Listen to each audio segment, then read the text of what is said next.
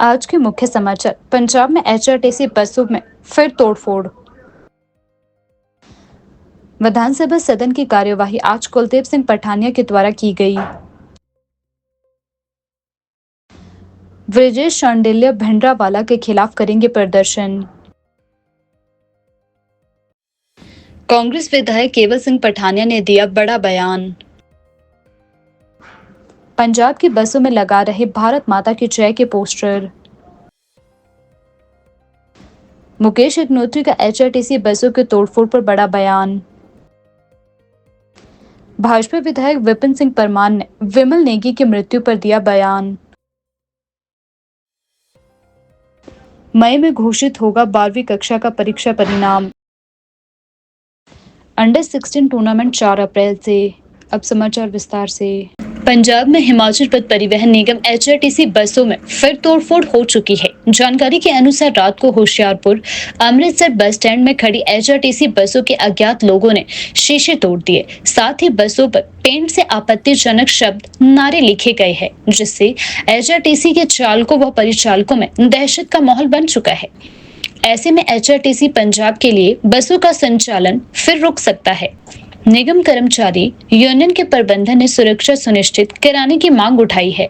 खरड़ की घटना के बाद मुख्यमंत्री सुखविंदर सिंह सुक्खू के आग्रह पर पंजाब के मुख्यमंत्री ने सुरक्षा उपलब्ध करवाने का आश्वासन दिया था, लेकिन फिर से बसों पर हमले शुरू हो गए हैं। ऐसे में यात्रियों में दहशत का माहौल बना हुआ है। एचआरटीसी के प्रबंध निदेशक डॉक्टर निपुण जिंदल ने कहा कि अमृतसर बस स्टैंड पर बीती रात 4 बसों पर आपत्तिजनक नारे लिखे होने का मामला संज्ञान में आया है। इनमें से 3 बसों के आगे के शीशे भी तोड़ दिए गए हैं।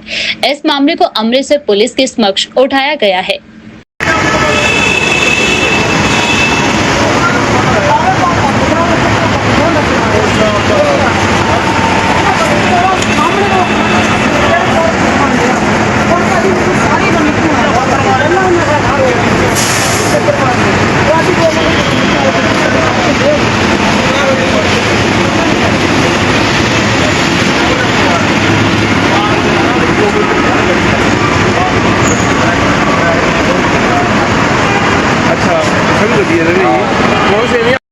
हिमाचल प्रदेश विधानसभा के बजट सत्र के 10वें दिन की कार्यवाही की शुरुआत विधानसभा अध्यक्ष कुलदीप सिंह पठानिया ने सलामी लेकर की। इस अवसर पर सदन में कई महत्वपूर्ण मुद्दों पर चर्चा हुई।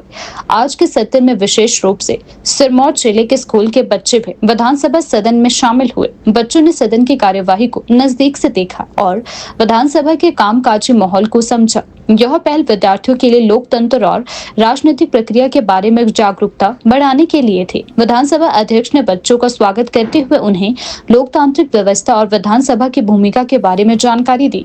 उन्होंने कहा कि यह बच्चों के लिए एक महत्वपूर्ण अवसर है ताकि वे लोकतंत्र के मूल सिद्धांतों को समझ सके और भविष्य में अच्छा नागरिक बनने के लिए प्रेरित हो। और लगता है कि लोकतंत्र प्रजातंत्र सशक्त हो रहा है। बच्चों को विधानसभा की कार्रवाई में इंटरेस्ट जनरेट हो रहा है और लगभग हिमाचल प्रदेश के हर कोने से बच्चे जो है विधानसभा की कार्रवाई देखने के लिए आते हैं। और जब सत्र धर्मशाला तपोवन में होता है तो वहाँ के जो नज़दीक के ज़िले हैं वहाँ से बच्चे आते हैं। आप जानते हैं कि हमने जो है बच्चों की विधानसभा करवाई थी और उसके पीछे मकसद ये था कि छोटे छोटे बच्चे अपने जनप्रतिनिधियों से क्या अपेक्षा करते हैं, क्या उम्मीद करते हैं, और उस विधानसभा के माध्यम से वही बच्चे मुख्यमंत्री के रूप में, मंत्रिपरिषद के रूप में, विधायक के रूप में, नेता प्रतिपक्ष के रूप में, स्पीकर जो है डिप्टी स्पीकर के रूप में उन्होंने जब विधानसभा का सत्र का संचालन किया, जिसको हमने देखा बैठकर, मुख्यमंत्री जी ने, मैंने और हमारे वाइस चेयरमैन थे लोकसभा से, तो ऐसा लगा कि बच्चों को जो है जो प्रदेश की जो समस्याएं हैं उसकी पूरी जानकारी है और जो विषय जनहित के हैं, जनता से जुड़े हैं, उन विषयों के ऊपर बच्चों ने भी उसी प्रकार से संवाद किया उसी प्रकार से डिबेट किया जैसे विधानसभा में चुने हुए प्रतिनिधि करते हैं। तो इसका मतलब ये है कि बच्चे जो है अब जो है हमारा जो लोकतंत्र प्रजातंत्र की जो प्रणाली है उसको समझने लगे हैं और ये जानने लगे हैं, मानने लगे हैं कि चुना हुआ जो उनका प्रतिनिधि है अगर वो सही प्रकार से उस क्षेत्र का प्रतिनिधित्व करेगा तो स्वाभाविक रूप से समस्याओं का समाधान होगा। Himachal Pradesh cricket association HPCA द्वारा आयोजित अंतर जिला अंडर 16 क्रिकेट टूर्नामेंट 4 अप्रैल से शुरू होगा। इस प्रतियोगिता के लिए प्रदेश के 12 जिलों की टीमों की 3 पूल बनाए गए हैं। टूर्नामेंट में शामिल होने वाली 12 टीमों को 3 समूहों में बांटा गया है, जिनमें से प्रत्येक पूल में 4-4 टीमें शामिल है। पूल ए में हमीरपुर, कुल्लू, सिरमौर और चंबा को रखा गया है। वहीं पूल बी में कांगड़ा, सोलन, मंडी और लाहौल स्पीति की टीमें होगी। पूल सी में शिमला, बिलासपुर, ऊना और किन्नौर की टीमों को स्थान मिला है। यह पूल सिस्टम टीमों के बीच संतुलन बनाए रखने के उद्देश्य से तैयार किया गया है। प्रतियोगिता के लीग मुकाबले विभिन्न स्थानों पर आयोजित किए जाएंगे। पूल ए के मुकाबले ऊना में होंगे, पूल बी के मुकाबले अमतर में आयोजित होंगे और पूल सी के मुकाबले बिलासपुर में खेले जाएंगे। लीग मुकाबले 4 अप्रैल से 26 अप्रैल तक खेले जाएंगे। हर पूल की टीमों के बीच मुकाबले होंगे और अंत में प्रत्येक पूल में शीर्ष 2 टीमों का क्वार्टर फाइनल में स्थान मिलेगा। HPCA के सचिव अवनीश परमार ने कहा कि 4 अप्रैल से अंतर जिला अंडर 16 टूर्नामेंट होगा। 3 पूल बनाए गए हैं। प्रतियोगिता का सेमीफाइनल मैच 2 से 4 मई को होगा, जबकि फाइनल मुकाबला 6 से 8 मई को होगा। एंटी टेररिस्ट फ्रंट इंडिया के राष्ट्रीय अध्यक्ष वीरेश शांडिल्य ने आज हिमाचल प्रदेश शिमला में जानकारी देते हुए बताया कि भिंडरावाला समर्थकों द्वारा उत्पन्न की जा रही अशांति पर उन्होंने चिंता व्यक्त की है। शिमला में खालिस्तान के खिलाफ शांतिपूर्वक प्रदर्शन का आयोजन किया जाएगा, जिसमें वीरेश शांडिल्य खुद शामिल होंगे। यह प्रदर्शन प्रदेश में आतंकवादी जरनैल सिंह भिंडरावाला के समर्थकों के खिलाफ शांतिपूर्वक विरोध व्यक्त करने के उद्देश्य से आयोजित किया जा रहा है। इस अवसर पर वीरेश शांडिल्य ने हिमाचल प्रदेश की देवभूमि में भिंडरावाला के अतीत से जुड़ी महत्वपूर्ण बातें और घटनाओं के बारे में मीडिया को जानकारी दी। उन्होंने आगे जानकारी देते हुए बताया कि यह खालिस्तान जैसे उग्रवादियों की गतिविधियों के खिलाफ एक स्पष्ट संदेश होगा। वे उम्मीद करते हैं कि इस शांतिपूर्वक प्रदर्शन से प्रदेश के लोगों को सचेत किया जाएगा और प्रदेश में शांति स्थापित करने की दिशा में मदद मिलेगी। खालिस्तानी मूवमेंट, जरनैल सिंह भिंडरावाला की बात, आज का मुद्दा हिमाचल देवभूमि की शांति को भंग करने की साजिश, आज का मुद्दा हम हिमाचल के 70 लाख लोगों को खालिस्तानियों द्वारा डराने की साजिश। सबसे पहले मैं आज 2 बजे हिमाचल के मुख्यमंत्री के बिहाफ पर डिप्टी सीएम हिमाचल को एक ज्ञापन देने जा रहा हूं कि एक सर्वदलीय बैठक बुलाकर, विधानसभा का सेशन चल रहा है, स्पेशल एक बैठक बुलाकर, ऐसी ही बैठक विधानसभा में, पंजाब की विधानसभा में जब कैप्टन अमरिंदर सिंह मुख्यमंत्री थे, उन्होंने बुलाई थी और यह प्रस्ताव पारित किया था कि पंजाब की एक भी बूंद पानी की हरियाणा को नहीं देंगे, जबकि वो हरियाणा को अपना छोटा भाई मानते हैं। तो ऐसा ही प्रस्ताव, जब ऐसे प्रस्ताव पारित किए जा सकते हैं, तो मैं देश के हर राज्य में जाकर, ये मैंने आज शुरुआत हिमाचल की धरती से की है, देवभूमि की धरती से की है, क्योंकि मेरी कुल देवी ज्वाला जी भी इसी धरती पर विराजमान है। तो आज हमने इसलिए ये फैसला यहाँ से किया है कि हिमाचल के मुख्यमंत्री सुखविंदर सिंह सुक्खू, जो प्रदेश के हित के लिए काम कर रहे हैं, प्रदेश के विकास और अमन के लिए काम कर रहे हैं, प्रदेश के बेरोजगारों को रोजगार देने की काम कर रहे हैं, मैं उनसे मांग करूंगा कि हाउस की बैठक बुलाकर सर्वदलीय, उसमें चाहे भाजपा के एमएलए हों, अपोजिशन के लीडर हों, भाजपा के दूसरी पार्टियों के लीडर हों, उन सबको बुलाकर एक प्रस्ताव पारित किया जाए कि हिमाचल के अंदर जो भी जरनैल सिंह भिंडरावाला एक आतंकवादी था, जिसने भारतीय सेना के जवानों को, 80 भारतीय सेना के जवानों को दरबार साहब की आड़ में पवित्र दरबार साहब की आड़ में, जहां 4 दरवाजे गुरु साहब ने रखे थे कि किसी भी जाति का व्यक्ति जाए, लेकिन उस आतंकवादी जरनैल सिंह भिंडरावाला ने जो है गुरुद्वारा पवित्र दरबार साहब की पवित्रता तो अंदर भंग की, वहां पाकिस्तानी के बनाए हुए हथियार और पता नहीं क्या क्या गंदगी वहां उसने डाली, और दरबार साहब की आड़ में भारतीय सेना के 80 जवानों को मौत के घाट उतारा और 250 से अधिक जवानों को घायल किया। और पंजाब के अमृतसर के डीआईजी एएस अटवाल, उनको दरबार साहब के परिसर के अंदर गोलियां मार के ये ऐलान कर दिया कि जो इसकी शव को उठाएगा उसको भी वहां मार दिया जाएगा। उस जरनैल सिंह भिंडरावाला की फोटो हिमाचल की बसों पर लगाने का मतलब, उस जरनैल सिंह भिंडरावाला के जिंदाबाद करने का मतलब, ये एक बड़ी गहरी साजिश है, क्योंकि पंजाब और जम्मू कश्मीर के साथ हिमाचल सटा हुआ है और ये हिमाचल में शांति भंग करने की एक बहुत बड़ी साजिश है। ये कानून पास कर दें सुखराम जी, सभी विधायकों को लेकर, लीडर ऑफ ऑपोजिशन भाजपा के जो हमारे पूर्व मुख्यमंत्री हैं उनको लेकर, कि जो भी जरनैल सिंह भिंडरावाला की फोटो लाएगा, झंडा उठा के आएगा, चाहे वो किसी कहीं से भी आए, हरियाणा से आए, पंजाब से आए, चंडीगढ़ से आए, दिल्ली से आए, यूपी से आए, उस पर देशद्रोह का केस दर्ज करके उसको जेल में डाल दिया जाएगा और सारी जिंदगी के लिए उसकी गाड़ी जब्त कर ली जाएगी। ये कानून पास करना आज समय की जरूरत है। हिमाचल प्रदेश स्कूल शिक्षा बोर्ड की 10वीं और 12वीं कक्षा की परीक्षा परिणाम में अब देरी हो गई है। बोर्ड ने पहले यह योजना बनाई थी कि 18 अप्रैल तक परीक्षा परिणाम घोषित कर दिया जाएगा, लेकिन चंबा जिले के एक सेंटर की गलती के कारण अब यह परिणाम मई माह के पहले सप्ताह तक ही जारी किया जा सकेगा। 4 मार्च से शुरू हुई 10वीं और 12वीं कक्षा की परीक्षाएं अप्रैल के पहले सप्ताह तक चल रही थी। हालांकि चंबा के एक परीक्षा केंद्र में हुई गलती का असर अब छात्रों पर पड़ेगा। इसके चलते बोर्ड ने अब परिणाम को 18 अप्रैल से खिसकाकर मई के पहले सप्ताह तक जारी करने की योजना बनाई है। बोर्ड ने परीक्षा परिणाम की तैयारी तेज कर दी है और उत्तर पुस्तिकाओं पर यूनिक आईडी लगाने का काम भी शुरू कर दिया है। यह कार्य सीसीटीवी कैमरों की निगरानी में किया जा रहा है ताकि परीक्षा की गोपनीयता बनी रहे और किसी प्रकार की चूक ना हो। बोर्ड प्रबंधन ने छात्रों को परिणाम में देरी के लिए खेद जताया है और उन्हें आश्वासन दिया है कि वे जल्द से जल्द परिणाम घोषित करने की कोशिश कर रही है। स्कूल शिक्षा बोर्ड की 10वीं और 12वीं कक्षा की परीक्षाएं लाहौल स्पीति और पांगी क्षेत्र को छोड़कर प्रदेश भर में 4 मार्च से शुरू हुई थी। परीक्षाएं अप्रैल के पहले सप्ताह तक चलेगी।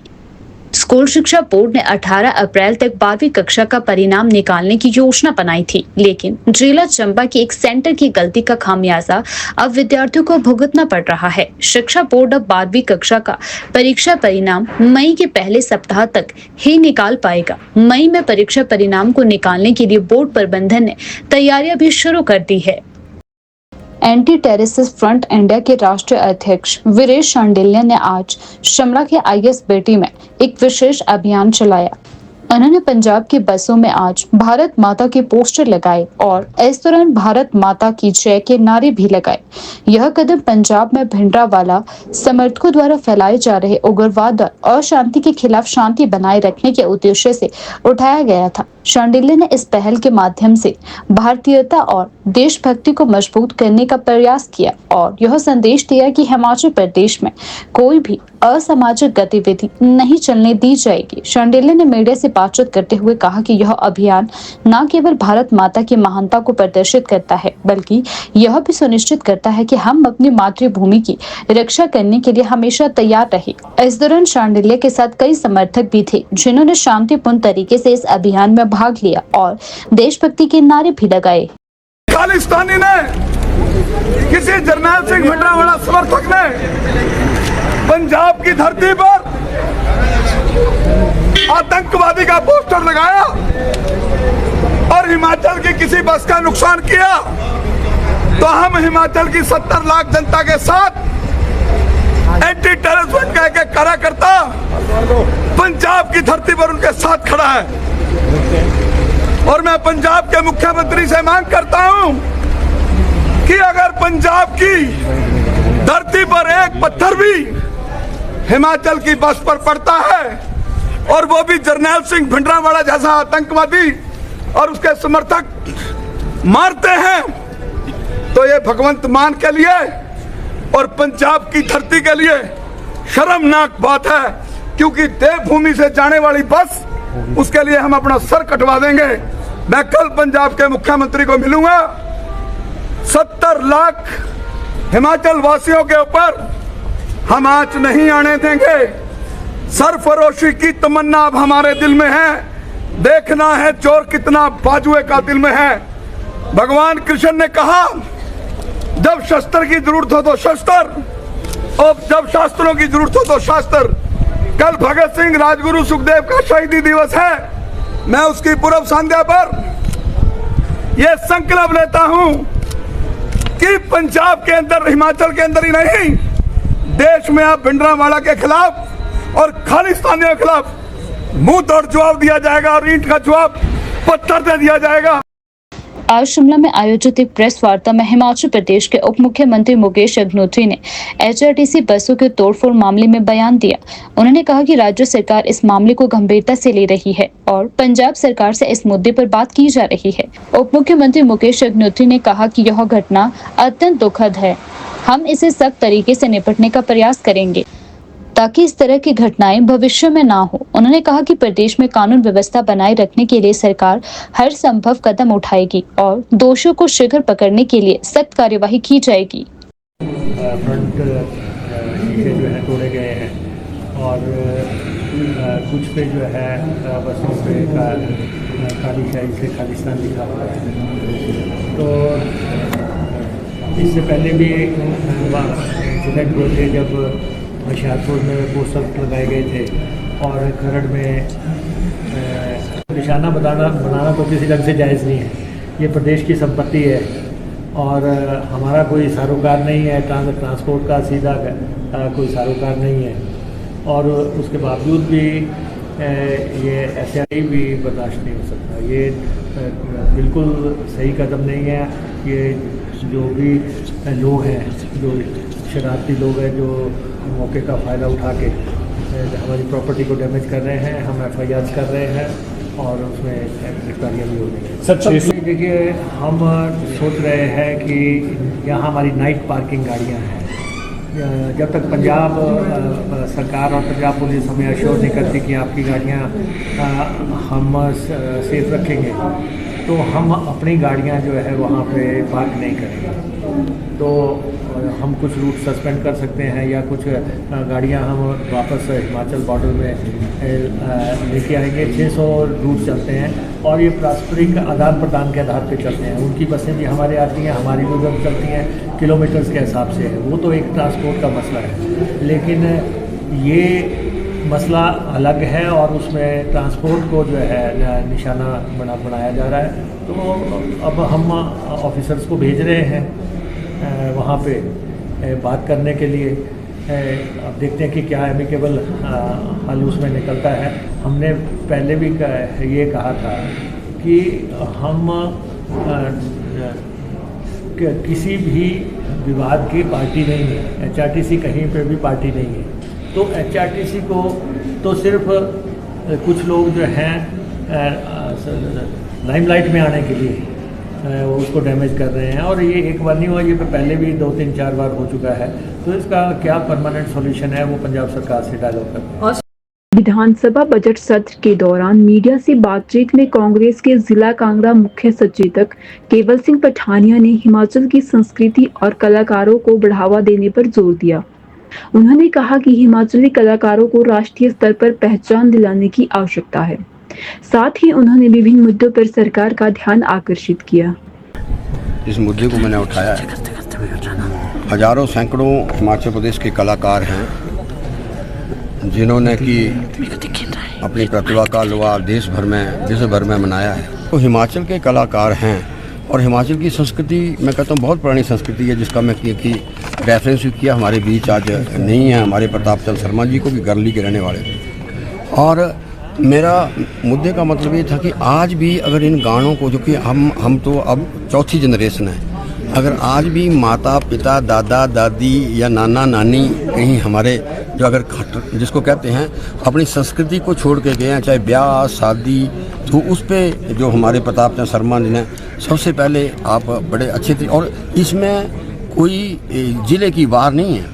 किन्नौर वाला भी गाता है, ठंडी ठंडी हवा चुलदी चुलदी चीला दे डालू जीना कांगड़े रोडू जाना मेरी आमी है, वो चंबा में भी बजता है, किन्नौर में भी बजता है। तो ये संस्कृति है और ये हिमाचल के प्रदेश के लोग जो हैं अच्छे तरीके से, चाहे वो विधायक हैं, चाहे वो कुछ एक अधिकारी नहीं हो सकते, बस ये मेजॉरिटी 70 लाख में से जो हमारी आबादी है सारे इसको समझते हैं। तो उनकी भावनाओं को देखते हुए, चाहे वो करनैल नाड़ा हो, वर्षा कटोच हो, गंबरी देवी हो, ईशांत भारद्वाज हो, धर्मेंद्र शर्मा हो, बिक्की हो, अनुज शर्मा हो, अपना कुलदीप शर्मा हो, ये सभी और एक इनकी ऑर्गेनाइजेशन है, संगठन है, उन्होंने लंबे समय से मेरे को कांगड़ा के अंदर भी, हमीरपुर के अंदर भी, बिलासपुर और शिमला में भी मिले थे। वो मैंने मुद्दा उठाया, आपने देखा होगा वास्तव में आप शिमला खड़े हैं, शिमला कार्निवाल का अगर खर्च निकालो तो करोड़ों में हो जाता है। लेकिन हिमाचल की आर्थिक में जो आज मुख्यमंत्री, ये भी व्यवस्था परिवर्तन है, मुख्यमंत्री ने जो बजट पेश किया उन्होंने कहा है गांव की तरफ बजट जाना चाहिए। तो जो कलाकार हमारे गांव के हैं, नाहड़ का कार्यक्रम है, ऊना का कार्यक्रम है, शिमला के कलाकारों को जो है वो प्राथमिकता मिलनी चाहिए। आपने भी देखा होगा, प्रेस वाले कवर करते हैं, 5 बजे उनको चढ़ा देते हैं और कई बार तो सब बुरा लगता है। एसडीएम और वो डीसी कहते हैं धन्यवाद धन्यवाद, अभी आधा ही नाटी हुई होती है और वो बोलते हैं धन्यवाद धन्यवाद।